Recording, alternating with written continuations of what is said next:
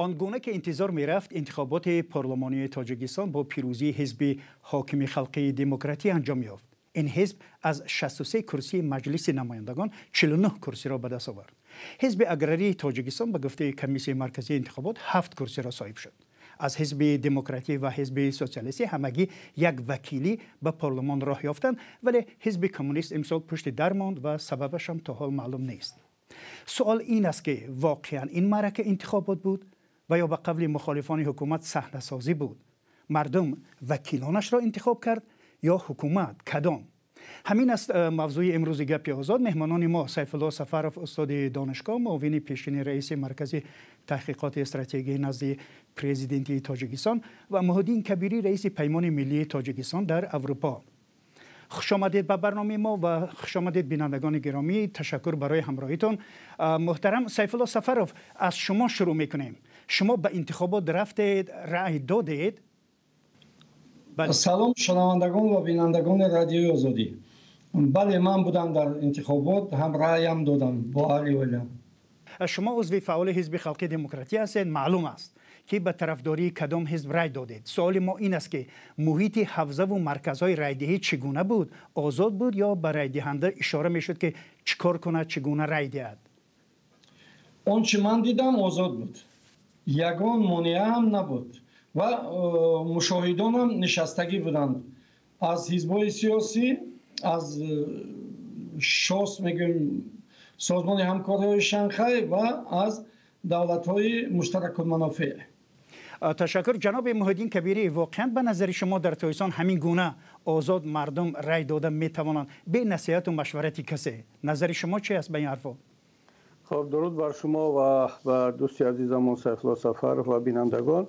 ببینید، برای اینکه یک انتخابات را ما شفاف و دموکراتی معنی داد کنیم، یک چند معیار وجود دارد. از اون جمله معیارهای OBSE که تاجیکستان هم در قبول آن شرکت کرده است و رأی داده است و طبق همین گزارش هایی که OBSE همه ساله یا در هر انتخابات تاجیکستان نشر میکند، یگان انتخابات تاجیکستان حداقل در 5-6 انتخابات اخیر با معیارهای OBSE همچون یک انتخابات شفاف و دموکراتی مطابقت نمیکردند. بخصوص این سال که هم ناظران OBSE به انتخابات راه داده نشدند، هم رسانه‌های مستقل مثل آزادی، و در چنین شرایط گفتن این انتخابات یک انتخابات دموکراتی و شفاف بود دور رفتن از واقعیت است. اصلا میتواند گفت که این انتخابات در یک فضای آرام برگزار شد. در این شک نخواهد بود، چون انتخاباتی که در آن رقابت نیست، در آن نامزدهای مستقل شرکت ندارند، در آن ناظران و رسانه ها نیستند، حتما یک خیلی هم آرام و بدون کدام رقابت میگذرد. اما آرام گذشتن انتخابات معنی آزاد و شفاف و دموکراتی بودن آن نیست، چون که ما مثلا در آلمان 2 هفته پیش انتخابات داشتیم، یا انتخابات 2 ماه 3 ماه پیش امریکا را بگیرید، تا لحظه آخر، تا ثانیه ها و دقیقه های آخر معلوم نیست که کدام نامزد ترامپ پیروز می شود یا رقیبش، یا در آلمان کدام حزب چقدر آواز می گیرد. اما در انتخابات های تاجیکستان و دیگر کشورهای دیکتاتوری از قبل معلوم است که تقریبا کدام حزب پیروز می شود، کدام حزب کیسگی یا حزب دست نشان داده چقدر وکیل در پارلمان خواهد داشت. تقریبا این انتخابات هم طبق سناریوی حکومت برگزار شد و با دیگر احزاب همون مقدار کرسی دادند که دستگاه پرزیدنت یا خود پرزیدنت میخواست. جناب سیف الله سفرов، شما به همین حرفای محیدین راضی هستید؟ یعنی واقعا در تاجیکستان یک انتخابات واقعا یک انتخابات غیر دموکراتی بود؟ البته محیدین از موقع خودش شرح داد مسئله رو و من سال اول نیست که با محیدین بحث میکنم. چه گفتم 15 سال ما در شهر مسکو و دیگر شهرهای روسیه و دیگر جایها بحث میکردیم و حالی هم من نمیتوانم البته راضی شوم، چون که در اینجا معیار اساسی ما قانونهای خودمون است، نه اینکه مثلا طلباتهای OBSE. OBSE هم البته برای ما یک مرجع احترام است، ما احترام میکنیم، ولی اگر دقت داده باشید اونا خودشان دیر موندند و نتوانستند که از قید گذارند و با همین در انتخابات ما اشتراک کنند. من OBSE را از خود سال 94 میبینم، میدونم با رهبریت آن، نماینده های آن شاید ده ها بار صحبت کردگی باشیم، انتخابات ها را تحلیل کردیم. پیشکی هم در هر آمدنشان اونها با مرکز تحقیقات استراتژی، با حزب خلقی دموکراتیکی من اونجا کار میکردم، با دستگاه جای پرزیدنت، همه وقت اونها صحبت میکنن، اندیشه های ما رو میفهمن و ما موقع خودم رو حمایت میکنیم. مثلا هیچ وقت ما با یگان نه سازمان همکاری شانگهای، نه دولت های مشترک منافع و نه OBSE چی نمیکنیم، تکیه نمیکنیم. ما قانون خودمون داریم و در اساس اون البته به انتخابات میرویم و رأی خودمون رو به نماینده های ارزنده خودمون میتیم یا به حزب هایی که با اونها باور میکنیم. جناب سیف الله سفروف، یک کاربری آزادی نوشت که در منطقه‌ای که وی رای داده است به چشمانش دیده است که یک نفر به جای 5 نفر آواز داده است. نظر شما چی است؟ چون من از انتخابات های سال 94 در هیئت همین در وقت انتخابات ها همه وقت فعال بودم و در اونجا نگاه هم میکردم که چی کار میشود یا نمیشود. من راضی هستم که یک تنه شاید که 100 تا ممکن که 1000 نفر هم همین خیلی باشد، چون که هست اویله هایی که کسل هستند، اویله هایی که به پیش اونها حتی نمیفهمند که اگر اونها نوایند حوزه انتخاباتی میتواند همون یاشیک یا صندوق انتخاباتی رو که مخصوص برای کسل ها هست به خانه اونها برد. همین رو نمیدانند و نمیخواهند یا که وقتشان رو بیهوده گذرانند در راه، شاید که دور باشد خانهشان. در این حالت ها البته می شود این کار. در همه انتخابات ها من این رو با چشم خودم دیدم و نمیگویم که کسی دروغ گفته است. جناب کبیری، شما در انتخابات های پیشین 2 دفعه وکیل پارلمان بودید. به نظر شما این انتخابات از پیشین ها چی فرق میکرد؟ مرحمت. بله درست میگید، من 2 دفعه وکیل پارلمان بودم ولی بیشتر از این در روند انتخابات ها شرکت کردم، همچون نامزد، همچون ناظر و در چندین انتخابات های کشورهای خارجی از امریکا شروع کرده تا اروپا هم همچون ناظر بین المللی شرکت کردم. ببینید این انتخابات گذشته از انتخابات های قبلی فرقش در آن بود که در گذشته حکومت تاجیکستان حداقل یک تلاش میکرد که تا جای وانمود کند که انتخابات ها دموکراتی هستند، رقابت وجود دارد، نامزدهای یا حزبای مخالف هستند، ناظران بین المللی شرکت میکنند. چون حکومت تاجیکستان این ضرورت رو در سطح بین المللی داشت و نمیخواست در سطح بین المللی در کنفرانس های OBSE یا اتحادیه اروپا یا در وقت گفتگو با همکاران اروپایی خودش مورد تنقید قرار بگیرد. منظور من از این سال این است که شما 2 دفعه وکیل پارلمان بودید. در وقت انتخاب شما واقعا قانون شکنی بود یا نه، یا شما واقعا پیروز شده بودید همون زمان؟ نه 100% در اون زمان هم قانون شکنی بود. همین چیزی که حالا شما از نام کدام کاربر گفتید و سیف الله هم تصدیق کردن، دست جمعی یا از نام خانواده آواز دادن این یک کمترین قانون شکنی در تاجیکستان است. حتی بعد از آن که آوازها داده میشوند ما خودمان ده ها نه تنها شاهد بلکه فکت داریم که پروتکل ها عوض میشوند، صندوق های رای به یک جای دیگر برده میشن، مثلا به اداره حکومت جماعت یا به حکومت ناحیه و کاملا از اونجا رای های دیگر بیرون میاد. در تاجیکستان تمام نوع قانون شکنی هست، اما با وجود این در گذشته حکومت تاجیکستان برای وانمود کردن که در پارلمان احزاب مخالف است، خصوصا بعد از امضای سازشنامه ضرورت بود که یک چند دوره نمایندگان حزب نهضت اسلامی تاجیکستان، حزب کمونیست در پارلمان باشند تا اینکه حکومت نشان بدهد که هنوزم دارد سازشنامه صلح را رعایت میکند. امروز دیگر هیچ ضرورت برای اینو برای حکومت فکر میکند نمانده است و کاملا صحنه را پاک کرده است و انتخابات ها را بدون کدام ترس و شرم و حیا همون طوری که میخواهد میگذراند. جناب سیف الله سفروف، من چرا این سوال را به محیدین کبیری در میان گذاشتم؟ چون که امسال در این انتخابات به حضور مخالفان و ناظران سازمان امنیت و همکاری اروپا و بعضی از رسانه‌های مستقل داخلی و خارجی مثل رادیو آزادی، BBC گذشت. شما رقابت میان احزاب یا نامزدهای مستقل را مشاهده کردید؟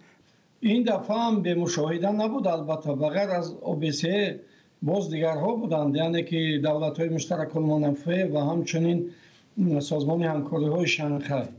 از این سبب گفتن نمیتوانیم که مثلا من یک دو کلمه به جای استفاده بودن نهادین که بی‌شرم و حیا، این خیلی گپ نیست. این اصلا مردم اجازت نمیدهد با شما که شما بی‌شرم و حیا چیکار که خواهید کنید، چون که مشاهدان از حزب‌های دیگر در اینجا بودند، مخصوصا از کمونیستان که اونها مخالفین حکومت بودند، مخالفین یعنی که حکومت امروزه بودند و اونها خیلی شاید که دقیق کارانه نظارت هم برده باشند، لیکن در سالهایی که موحدین بود قانون شکنی ها شاید که زیادتر بود، چون که من همه این رو از با چشم خودم مشاهده میکردم.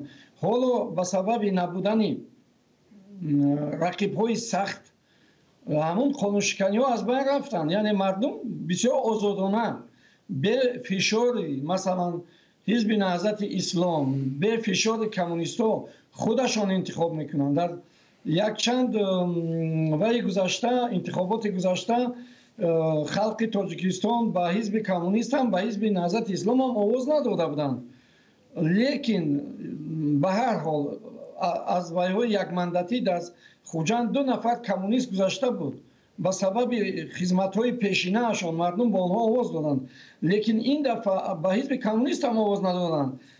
پس در اینجا چطور میگوییم که ما به مخالف بودیم؟ مردم هم میداند که حزب کمونیستی حزب مخالف حکومت تاجیکستان است و در وقت انتخاب ها البته اونها خودشان رو انتخاب میکنن، نه اینکه حزب مثلا خلقی دموکراتی تاجیکستان. برای همین من میگویم که این خیلی تأخیرآمیزانه بهترش گپ نزنیم، درست گپ زنیم و خدمت حکومت تاجیکستان رو که توانسته است رأی مردم رو طرف خود کند، مردم رو گوییم با صحنه حلالکاری، پاکیزه‌کاری و درست حمایت کردن منفعت‌های خلق روانه کرده است، این رو قدردانی باید کنیم. جناب کبیری، شما قبل از شروع رایدهی 2 مارس در یک صحبت ویدیویی گفتید که حکومت به اوج دیکتاتور رسیده است. منظورتون چی است؟ ببینید، منظور من از آن که حکومت امروز به اوج دیکتاتور رسیده است دقیقاً همون چیزی که حالا دوستمون سیفالله سفرов از استفاده کلمه بی‌شرم و حیا در سیاست این را تحقیرآمیز می‌داند، چون که این استفاده چنین کلمه‌ها در عالم سیاست خیلی عادی است، اما در تاجیکستان دیکتاتور و افطاریتاریسم به حد رسیده است که وقتی که شما میاید روند انتخابات را بها میدهید و بهای واقعی این را همچون تحقیر میدانند و من فکر میکنم که این یکی از نشانه های همون دیکتاتور و افطاریتاریسم است که اجازت کمترین تنقید و بیان اندیشه رو نمیدهد و در اون تحقیر رو میبینند. در صورتی که ببینید شما که وقتی یک حکومت میاد هم سازشنامه صلح را پامال میکند، تمام رقیبان سیاسی را زندانی میکند، از کشور بیرون میکند، حتی اخیراً دیدیم که چندین نفر از سابق کارمندان بلندپایه حکومت، سابق وزیر خارجه، سابق رهبر دولت را زندانی میکنند و این را شرم و حیا نمیدانند. اما وقتی که یک نفر بیاد مثل من، مثل دیگر سیاستمداران روند انتخابات را با این همه تقلب و با این همه قانون ویران کنی اگر بگن که یک رفتاری بی‌شرم و حیا از طرف مقامات است، این را تحقیر میدانند. تحقیر این است که شما ملت را، رأی مردم را میدزدید، رقیبان را زندانی میکنید، رقیبان را از صحنه بیرون میکنید. این واقعا تحقیر است، تحقیر ملت، تحقیر قانون و تحقیر کشور است.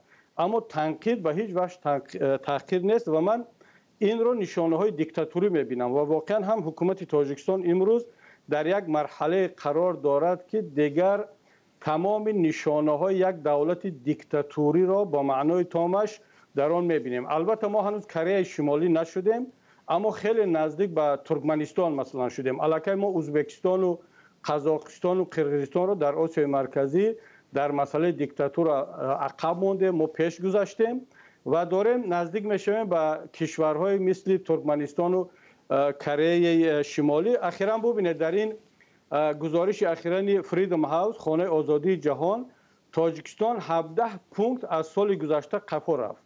یعنی در نشاندادهای آزادی اقتصادی، سیاسی، تجارتی، دینی تاجیکستان فقط در یک سال 17 نقطه از موقع سال گذشتهش پایان رفت. بنابر همین من بیهوده نگفتم که تاجیکستان در اوج دیکتاتوری خود قرار دارد. متاسفانه هم داریم حرکت میکنیم. جناب سفروف، میخوایم نظری شما را به این گفته جناب کبیری بفهمیم که میگوید در تاجیکستان حکومت به اوج دیکتاتور رسیده است.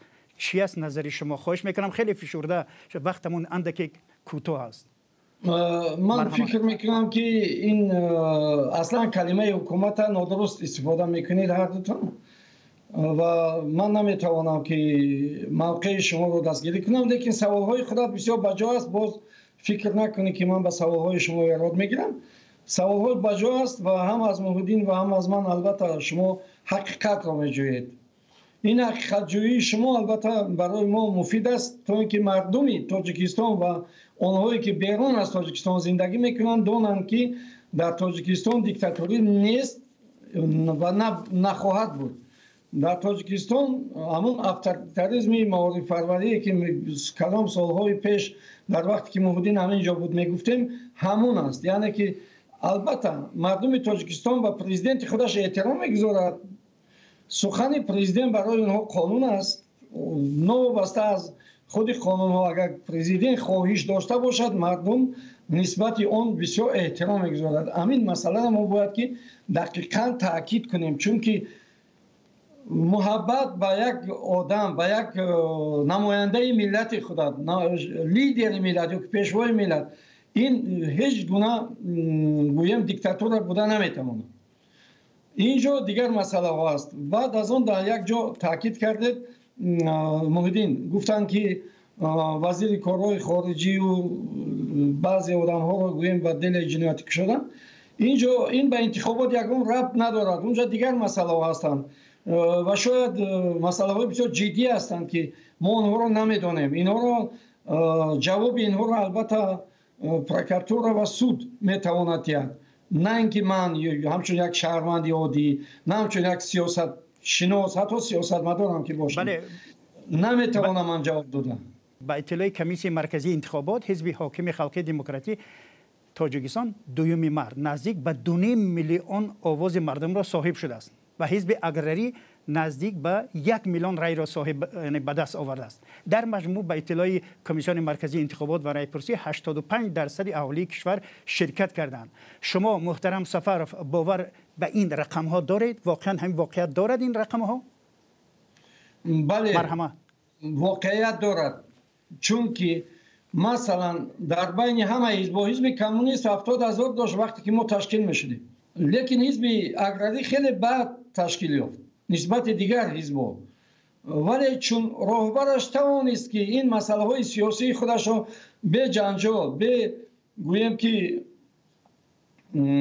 چی گویم اکنون، به اغواگری انجام دهد، در بین مردم، در بین دهقانان موقع درست پیدا کرد، موقع خوب پیدا کرد و با همین 7 نفر اعضای پارلمان شدند. بینید که 5 نفر فقط حزب خودش به دست آورد، 2 نفر دیگر از نام حزب اگرری، البته اونها خود پیشبری هم کرده باشند که از نام حزب، البته میدونن مردم که این اعضای کدام حزب است، اونها هم غلبه کردند. 7 نفر این خیل دستاورد در یگان حزب دیگر من مثلا مشاهده نکرده بودم. ببینید، ما اگر ماتماتیک عادی رو استفاده کنیم که در تاجیکستان یک چیز بین 5 تا 6 میلیون انتخاب کننده وجود دارد، از همین من نمیگم نصفش، حداقل 30% انتخاب کنندگان تاجیکستان در خارج کشور قرار دارند، چون کسانی که مهاجر میشوند اینها جوانان از 18 بالا، یعنی اینا انتخاب کننده هستند و نه طفلان و نه نورسان. و از طرف دیگر ما اوچسک‌های انتخاباتی در تاجیکستان همش در همه دهه‌ها نیست. عادتاً اوچسک‌های انتخاباتی ها در بینای مکتب می شود یا در بینای جماعت یا بیمارخانه‌ها که اینها در مرکزهای اهالی نشینی کلانتر قرار دارند و نه همه اهالی میتواند یا خواهش از یک دهه خرد در کوهستان به یک نقطه آوازدهی بروند. در همون هفته گذشته در آلمان من پیشتر اشاره کردم 84% انتخاب کنندگان آلمان در این انتخابات اخیر اشتراک کردند و این برای آلمان در چند سال اخیر رکورد بود. ولی وقتی که 84% شرکت میکند در نزد نقطه های آوازدهی نوبت طولانی می شود و ما این رو با چشم خود دیدیم و در صورتی که در آلمان در هر یک میکرورایون، در هر یک کوچه نقطه آوازدهی هست با وجود همین هم با 84% نوبت میستند. چگونه در تاجیکستان در وقتی که نقطه‌های آوازدهی در منطقه کوهستان در دههای دوردست هست، در همه جا نیست، بخصوص در روسیه همگی در 3-4 سفارت و کنسولگری نقطه انتخاب آوازدهی هست، چگونه 85% مردم شرکت کردند و باز بیشتر از 2 میلیونش به طرفداری حزب خلق دموکراتی تاجیکستان رای داده باشد که ما این را نه در ویدیو نه در عکس در هیچ جا مشاهده نکردیم. پس این یک صحنه سازی کاملا آشکار هست و هیچ کس به این ارقام به این استاتیستیکا باور نخواهد کرد. جناب سیف الله سفروف، به نظر شما چرا امسال حتی یک نفر از حزب کمونیست به مجلس نمایندگان راه نیافت؟ شما درباره حزب اگراری گفتید، ولی چرا این حزب راه نیافت به پارلمان؟ مرحبا. محمدین خدا شاهد است که من تاکید کرده بودم که خلق تاجیکستان زینه به زینه آن حزب‌هایی که موقع اکستریمیستی دارند، یعنی که میخواهند که با راه مثلا همین تهمت زدن دیگرها با راه زوری رأی مردم رو گیرند، این الکی یک چیزی زیادتی شده مانده است. مردم به این گونه حزب‌ها باور نمی‌کنند. همه مردم می‌دونند که ضدیت‌های بین حزب نهضت اسلام و حزب کمونیستی در وقتش با جنگ‌های هموطنی آورده رسانده بودند. برای همین آهسته آهسته مردم از موقع این دو حزب دست می‌کشند.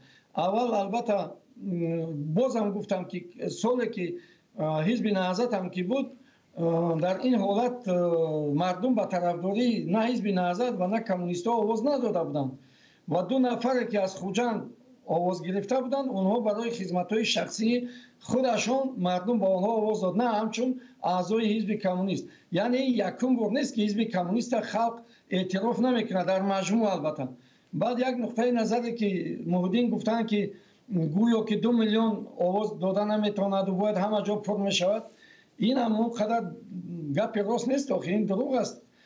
2 میلیون این بسیار نیست. اولش که ما آواز دهنده زیاد داریم، آواز دهنده زیاد است و 1 میلیونش فقط به یک حزب اگراری آواز داده است. این اگر دموکرات نمیشد مگر به حزب اگراری 1 میلیون آواز میدادند.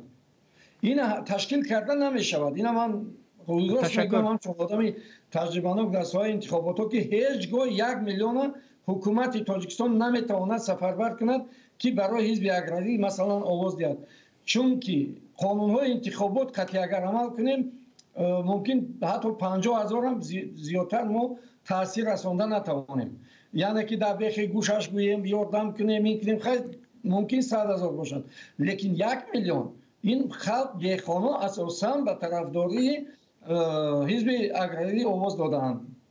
تشکر. جناب کبیری، شما باور دارید حزب کمونیست تاجیکستان همگی 90,000 رای به دست آورد و صاحب کرسی نشد و یا واقعا حزب کمونیست حضور خود را در جامعه از دست داده است طوری که سیف الله سفروف میگویند؟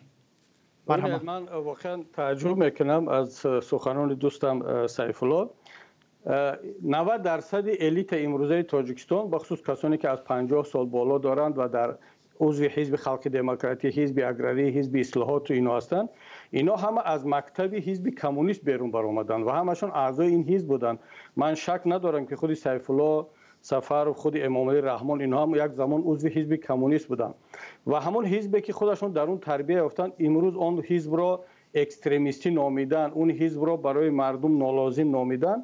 این یک مقدار از نگاه من کمتر تعجب آور می نماید. دوم که واقعا هم 1 میلیون 2 میلیون انتخاب کننده را به صندوق رای کشاندن کاری آسان نیست، اما در بالای کاغذ 2 میلیون و 10 میلیون نوشتن برای حکومت جمهوری تاجیکستان کاری دشوار نیست. من فکر میکنم که ببینید حالا هم اگر یک نظرسنجی بسیار هم آزاد و ساده گذرانیم، من باور دارم که 20 تا 30% حتی شاید بیشتر از این اهالی تاجیکستان در یک نظرسنجی آزاد اون نوستالژی که برای اتحاد شوروی دارند و با طرفداری اتحاد شوروی رای خواهند داد. این را ما در شبکه‌های اجتماعی در صحبت‌ها می‌بینیم و در سابق کشورهای اتحاد شوروی یک میل خواهش بازگشت به اتحاد شوروی هست و این سرمایه سیاسی حزب کمونیست در همه کشورها است و اگر یک انتخابات آزاد باشد، نه به خاطر برنامه خوبش، بلکه به خاطر اون آرزو و اون آرمان ها و اون نوستالژی که مردم از زمان شوروی داشتند، بخصوص نسل کلانسال، حتما حزب‌های کمونیستی در کشورهای پسا شوروی رأی کافی را به دست خواهند آورد، از آن جمله در تاجیکستان ما هم. اما چون رهبر سابق حزب کمونیست شادی شبدال خدا رحمتش کند خیلی موقع‌های جسورانه می‌گرفت، مثل حزب کمونیست مثل حزب نهضت اسلامی تاجیکستان، این یک نمود جزا دادن حکومت جمهوری تاجیکستان به حزب کمونیست به خاطر موقع‌های شجاعانه سابق رهبر حزب در پارلمان تاجیکستان است. جناب سفرов، شما به همین حرفای کبیری راضی هستید؟ شما چی میگویید؟ البته نه. چون که یکم من هیچ وقت اعضای حزب کمونیست نبودم. پرزیدنت کشور ما هم همگی 2 ماه در ساختارهای حزب کمونیست کار کردگی است، خلاص. یعنی زیاد نه.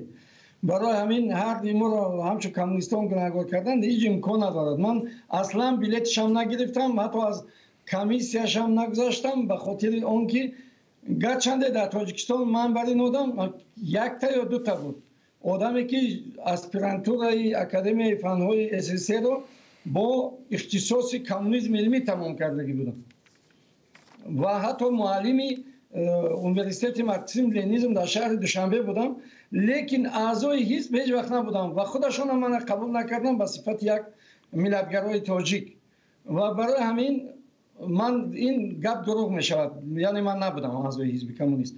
دوم، اولین حزب و آخرین حزب که من اعضا بودم پرزیدنت تاجیکستان امام علی رحمان چی گفتن که 2 ماه در ساختارهای حزبی کار کردن. ممکن باشد پیشتر تو همون کار کردنشان اعضای حزب بودن، لیکن زیاد نه و زیر تاثیر حزب کمونیست مانده نمیتوانست. این من دقیقاً میگویم چون 4 سال همراهشان کار کردم و بیشتر ایدئولوژی ملی را میپرستید و حاضر میپرستد و من هم همچنین. یعنی ما هم عقیده هستیم در این مسئله که ما بیشتر به ایدئولوژی استقلال خواهی خودمون ایمان داریم، اعتقاد داریم و به هیچ گونه ایدئولوژی های دیگر تکیه نمیکنیم. پرزیدنت هم همین خیلی است. من 100% اینا گارانتی میدم و مردم تاجیکستان هم میدونن که پرزیدنت امام علی رحمان موقع بسیار خوبی ملی دارد و تمام زنده کردن عنعنه‌های ملی و پرقوت کردن دولت ملی محض از همین ایدئولوژی شخصی اون کس میبرد.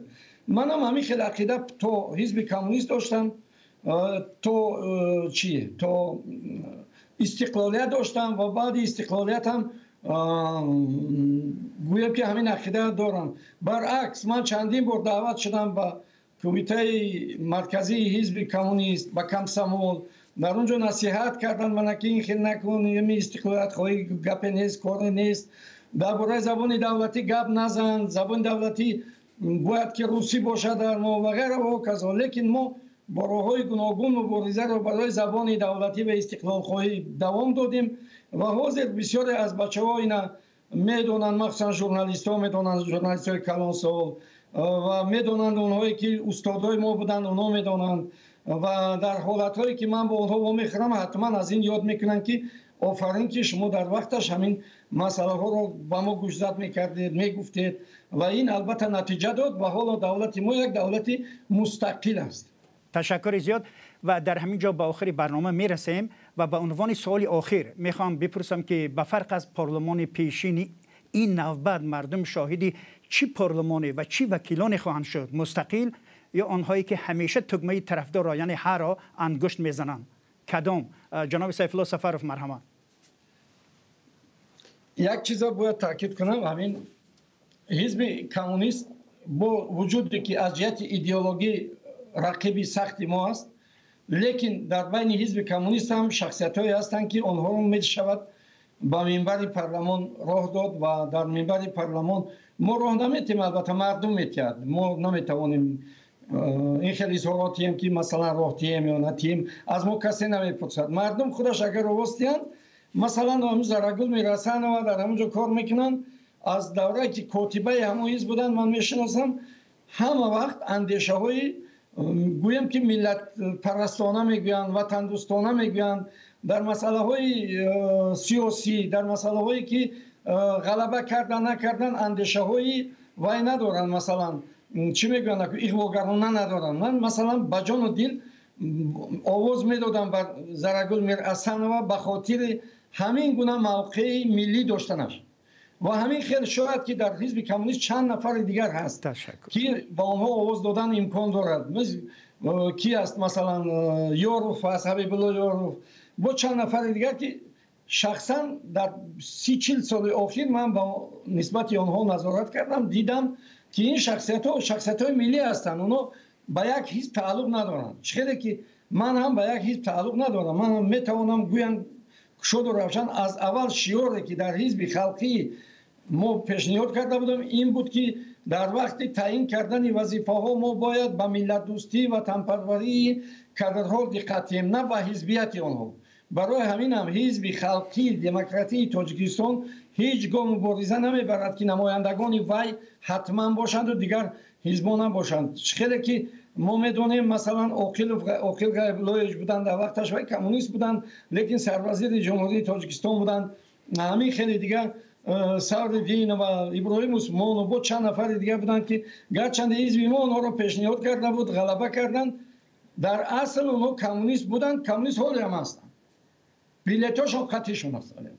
تشکر. محمدین کبیری نظر شما چی است؟ دموکراتی تاجیکستان رو قائل شدن در کارتی حزب خلقی دموکراتی تاجیکستان نسبت همه حزب‌ها وای بود. مثلا من سهراب شریفов محمدین قطعی همکاری بسیار زیاد داشتیم برای ملت مستحکم کردن، برای دولت ملی رو مستحکم کردن. ما یگان وقت مثلا همین محمدین رو اپوزیسیا تا اون وقتی که خودش اعلام نکرد گفتم مثلا چی نمیکردیم، چی میگن اظهارات نمیدادیم، برعکس دوستی رفیقی داشتیم. با پرزیدنت هم گفته بود که نیم بعد همین اپوزیسیا نگویید، همین آدمای احترام کنید. عبدالمجید استیف هم چند بار تاکید کردن که ما جانب محترم گفته حتی وای میکردیم، مناسبت میکردیم، گرچند که از جهت منطقی اینجا بعضی نازکی های دیگر است که من بعد میگویم یکم وقتی دیگه. جناب محمدین کبیری نظری شما به همین سوال چی است؟ یعنی چگونه پارلمان این نوبت به سر کار می آید؟ قبل از این به سوال شما دو نکته کوتاه، یکی این که واقعا ما سیف الله درست گفتن که ما مرحوم سهراب شریفov و دیگران همکاری خوب داشتیم در مسائل ملی. همین همکاری ما در مسائل ملی باعث شد که امروز سهراب در زیر خاک است، من در هجرت، سیف الله از همه کارها مانده است. یعنی برای ملت کار کردن و همکاری کردن. پس در شرایط امروزه تاجیکستان دوستی عزیزم سیف الله به همین چیز میارد که الان ما و شما هستیم. اما ببینید یک نکته دیگر هم خیلی مهم است درباره پارلمان آینده. سیف الله در وقت صحبتش با چند جمله خواسته ناخواسته اشاره میکنن.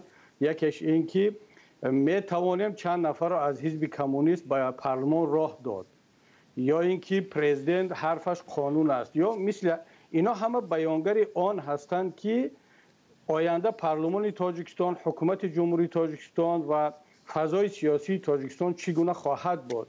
شما ببینید در رد آزادی حتما دیگر از پارلمان یگان مصاحب نخواهد یافت که بیاید با در یک مسئله ملی، در یک مسئله روز نظر خودش را بدهد. چرا؟ برای آنکه دپوتات های امروزه از تقدیر بد سید جعفر عثمانزاده که خودش هم یکی از طرفداران حکومت بود عبرت خواهند گرفت و دیگر این پارلمان آینده بدتر از پارلمان گذشته خواهد بود، همون طوری که پارلمان گذشته بدتر از پارلمان زمان ما بود. و ما پیشتر هم گفتم که ما در یک روندی رو به بدشوی فضای سیاسی خواهیم رفت و این رو از انتخابات ها و از فعالیت های پارلمان و از ترتیب چینش وکیلان در پارلمان آینده علاکه ما دیده ایستادیم که حتی کسانی که طرفدار حکومت هم باشند اما یک مقدار نظری مستقل دارند مثل سید جعفر عثمانزاده، مثل دیگر کمونیست‌ها، اونها هم در پارلمان آینده جا نخواهند داشت. تشکر زیاد. و همینجا به پایان برنامه رسیدیم و مهمانان ما سیف الله سفرov استاد دانشگاه، معاون پیشین رئیس مرکز تحقیقات استراتژی نزد پرزیدنت تاجیکستان و محمدین کبیری رئیس پیمان ملی تاجیکستان در اروپا بودند. سپاس از شما بینندگان گرامی که ما را همراهی کردید و من میرزا نبی خالقزاد بودم که برنامه را پیش می بردم. تا دیدار در برنامه دیگر، خدا نگهدار.